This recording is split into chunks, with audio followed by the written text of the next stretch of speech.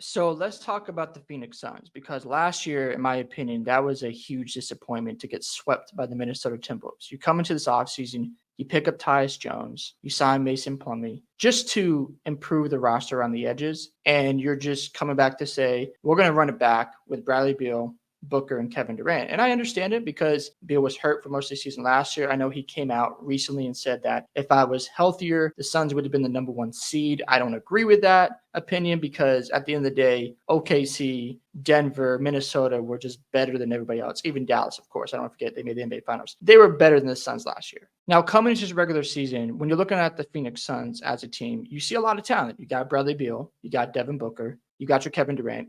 You should expect them to be a really good offensive team. Obviously, they struggled last year in the fourth quarter with clutch situations because they didn't have a point guard. They have addressed that with Tyus Jones and Monte Morris. But is that going to be enough? Also, if you're going to play Tyus Jones next to Bradley Beal, Booker, Kevin Durant, that's a very small lineup. And a team like the Celtics will expose that lineup because Bradley Beal and Booker are just smaller than Brown and Tatum. So when I look at it from that perspective, I think, in my opinion, and I've been saying this a lot, Bradley Beal should come off the bench to help orchestrate that offense. People call me crazy for that. But when you look at this roster itself, I think you got to put Kevin Durant back at the small forward position because I think a traditional big man out there would benefit the Suns because you got to deal with Minnesota still. You still got to deal with OKC, who got better, by the way, by adding Isaiah Hartenstein. You got to deal with the Dallas Mavericks and their front court that they have at their disposal. And also, you got to deal with the Denver Nuggets. And you look at their front court, you're like, they're better than Phoenix. So they're going to get killed on the rebounds. And if they're not able to generate enough offense consistently, they're going to lose to those teams all the time.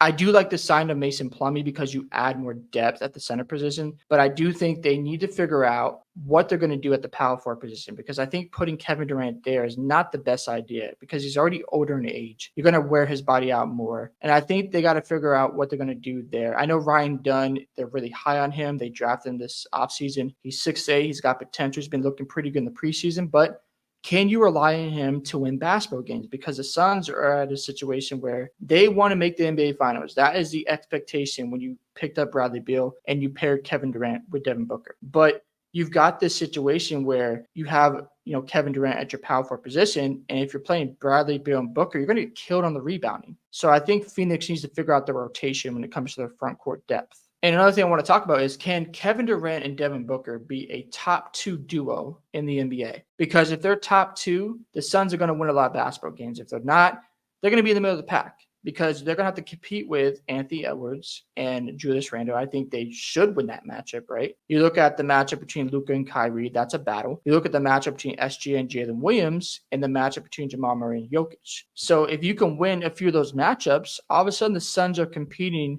for the top of the conference. If you don't win those matchups and you get absolutely destroyed like you did in the series against Minnesota, you're going to be a 6 or a play-in team. So I think the Suns, for when it comes to Booker and Kevin Durant, they got to establish their presence. They got to go out there and say, we are still really good at basketball. We saw their run to the second round and they lost to the Nuggets last year. But to come to this regular season, they got to be like, you know what? People are disrespecting us. We should be better than what we did last year. And you have Bradley Beal there. So for me, there's no excuses anymore. I'm expecting them to be maybe the 6th seed. Now, could they reach higher ceilings? Of course they can. But I just don't see it because of just the concerns I have with this roster. That doesn't mean they should have excuses, but you've got your Tyus Jones, you've got your Monte Morris, you have talent on this roster. Figure it out. You have a guy in Kevin Durant and Devin Booker. This should be a top 3 offensive team in the NBA. And if they're not, there's no excuses at all because if they're not good offensively, their defense isn't going to back them up because I'm not moved by, Kevin Durant, Devin Booker guarding me. They're not going to be able to keep up. So I just think for Phoenix, they need to establish their dominance early on, especially Kevin Durant and Devin Booker. They need to come into this regular season and make a statement early on that we're not going to be a bottom feeding team, that we learned from last year.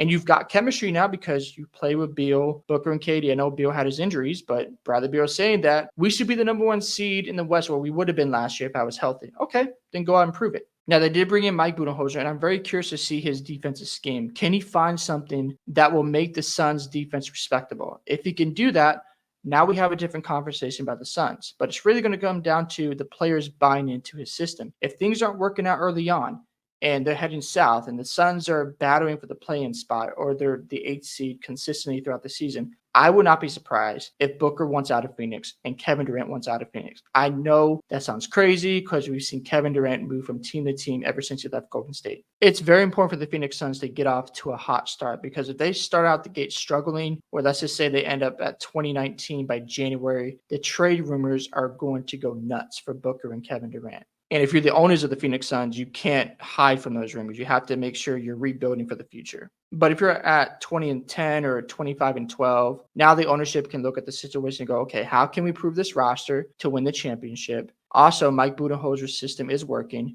It's our job now to make sure we maximize this roster so we make a run at the NBA Finals and win it all. So I just think Phoenix needs to be careful, because if they start slow, I think this could backfire very quickly. And all of a sudden, Kevin Durant's gone and Devin Booker is leaving. And now you're in a rebuild mode with Bradley Beal, who has a no trade clause. That's not a good look.